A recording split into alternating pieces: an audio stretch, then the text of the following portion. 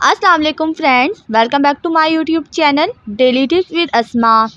मारूफ नाम का शुमार लड़कों के नामों में होता है। मारूफ एक इस्लामी नाम है। मारूफ नाम की इब्तिदाई तारीख अरबी ज़ुबान से निकलती है। मारूफ नाम के लड़कों के लिए खुशकिस्मत नंबर 9 माना जाता है। मारूफ नाम का शुमार इंटरनेट पर सबसे ज़्यादा सर्च होने वाले नामों में से होता है। मारूफ नाम के लड़कों में बहुत सी खूबियाँ पाई जाती हैं। मारूफ नाम के लड़कों में ज़्यादा सख्त मिजाज के लड़के पाए जाते हैं। मारूफ नाम के लड़कों के लिए मुवाफिक रंगों में सुर्ख, जंगनुमा और सब्ज़ रंग शामिल है। मारूफ नाम के लड़कों के लिए खुशकिस्मत दिनों में मंगल और जुमेरात का दिन शामिल है।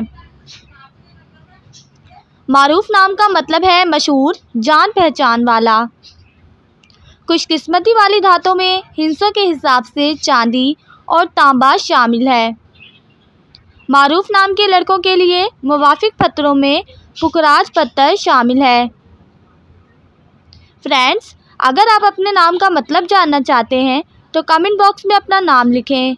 इंशाअल्लाह हम आपके नाम की वीडियो ज़रूर बनाएंगे। Thanks for watching. अल्लाह हाफिज़।